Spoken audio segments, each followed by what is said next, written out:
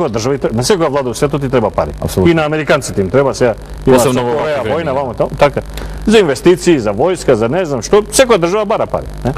Ние во Тоа и се 2007 причува. година го завршивме аранжманот со ММФ, кој што беше склучен некаде таму 2005 или 2004, не се сеќавам. Го наследивме тој и си го довршивме, уште имавме уште 7 пред време се вратија парите. Ги чекавме тие 7-8 месеци, го завршивме аранжманот и тогаш донесовме одлука предвремено да се раздолжиме за сите поранешни кредити кон ММФ.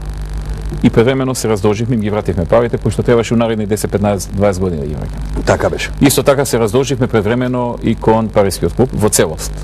И деломно предвремено се раздолживме и кон Светската банка и кон некои други институции, така што тоа ни помогна во значајна мера и да го намалиме долгот, значајно да го намалиме.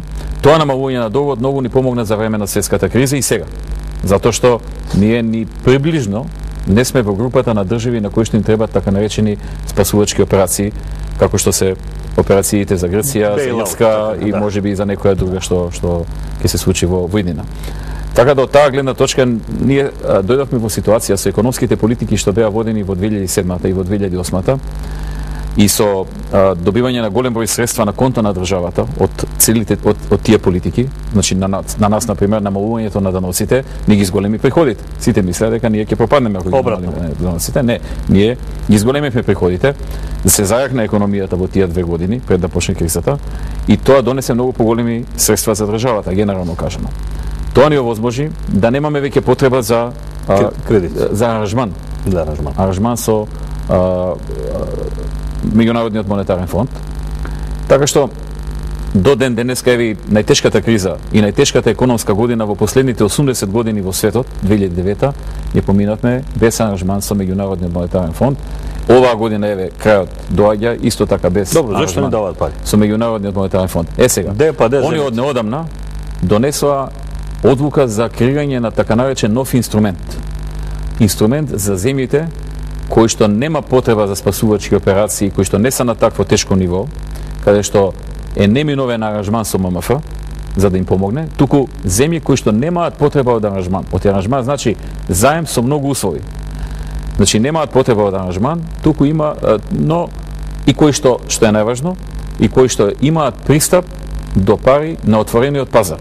Или условно, вака по-симплифицирано да кажам, кои што може да си поземат пари во евроврзница од банки, од друго место. Да. Во таа група е Македонија. Македонија значи нема потреба од спасувачки операции на меѓународната заедница. Македонија има пристап до пари, значи може без ММФ, ако ни затребат 100 милиона, 200, 300, колку и да ни затребат, може да излеземе на меѓународниот пазар на пари и да си издадеме евроврзница или да земеме директно кредит од некоја позната комерцијална банка.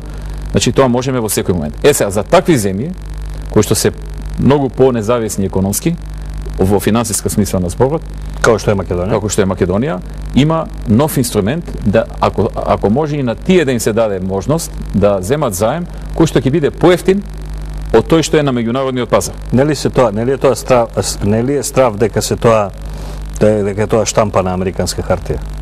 Дека не се јас не би можел да такво нешто да кажувам. Дека тоа е всушност пари кои тие би сакале да ги сега имаше, има и никако не ја договорија монетарната политика, големите земји и така натаму на последниот состанок.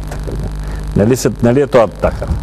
Во секој случај, мислам дека тој инструмент е достапен на Полска, на Македонија и на уште неколку земји од тој калибар. Значи, земји кои што се понапред отидени и финансиски независни во однос на Меѓународниот монетарен фонд. И сега ние тука размислуваме во правец колку полза, колку, како да кажеме, зијан би имале.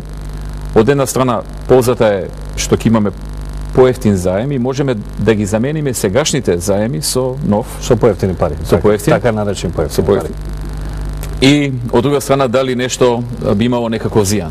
Сега тоа се анализира, се пресметува и така натаму. Услови некои специфични нема, тие се презадоволни од тоа што кои ќе ги видат нашите реални пари ли се тоа? Нашите реални, да. Кои ќе видат нашите финансиски резултати се задоволни. Они прашуваат колку планирате, колку имате оваа година дефицит 2,5%. Колку до година планирате 2,5%. Тоа тешко се наоѓа низ Европа. И пошироко. земја што у ова кризно време има само 2,5% буџетски дефицит. Кога сме Тоа веќе, значи многу мало задолжување. кога сме веќе, Колку ви е некој друг параметар ќе не прашаат, да речеме јавниот долг? 32-3%. Добро. Тоа е исто така едно од подобрите. Да речеме Грција има 130%. да, ги Ирска и така. Ирска околу 90%, ако не се важно. Околу 80% Португалија, 60%. Кога сме веќе кај тие Ние држави? сме во ниво Значи- меѓу ниско задолжена и умерено задолжена земја. Значи оваа влада. И они гледаат дека тоа е тоа, супер, по такви услови ние би сакале да ви помогнеме ако сакате да земете ваков заем. И сега ние нормално правиме пошироки консултации, нервираме, не им вршиме анализа.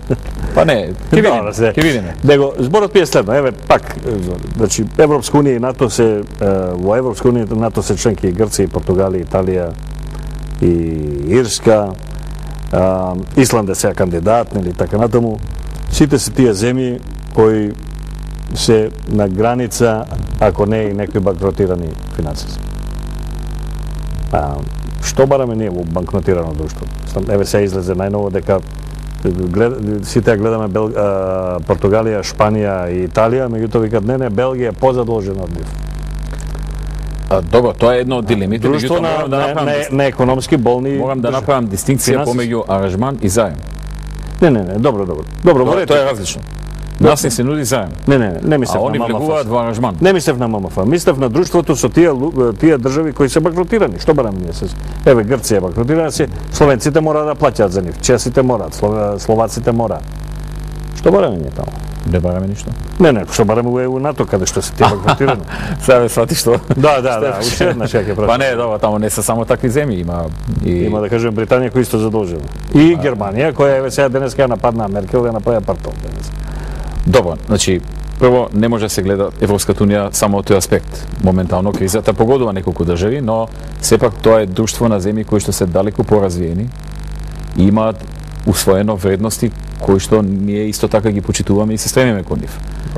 Нормално тука може да се најдат некои забелешки, јас Добро, значи отприлика ги знам вашите забелешки позиции Не, па забелешки се редовно јавно реални, ги кажувате. да. Меѓутоа, уште еднаш потврдувам дека влезот во Европска унија би помогнал за перцепцијата на Македонија кон потенцијалните странски инвеститори во однос Значи, во секој поглед. Од најразличните предлози кои доаѓаат, не од мене. Сега тоа одма да се него ете така и од диаспората и така натаму од овдека од одреден број луѓе за напуштање на преговорите нема ништо.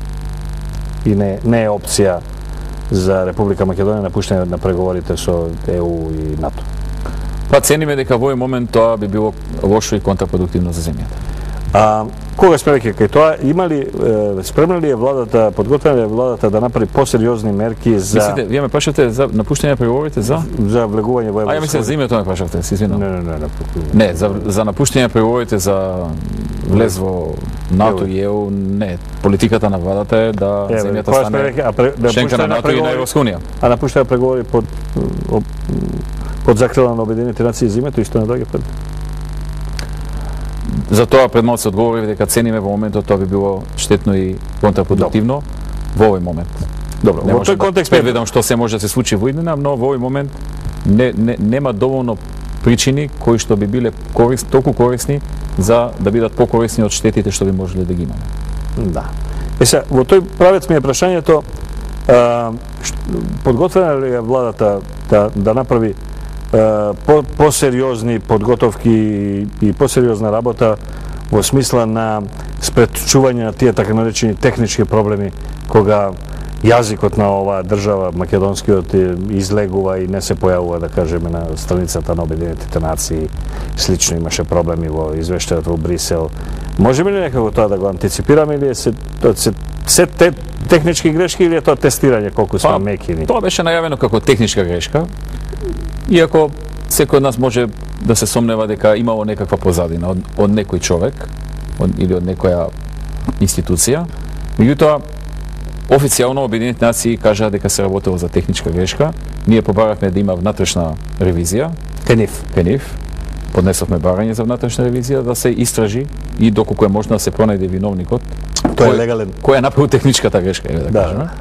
Во секој случај, прашањето кое што во едно дводневен период, бидејќи се фати викенд, И тука Точно е дел направено. од медиумите Што добар тајминг е направено. и дел од опозицијата Удри е. се обиде максимум да извлече во нападите на владата. Ние моравме да го чекаме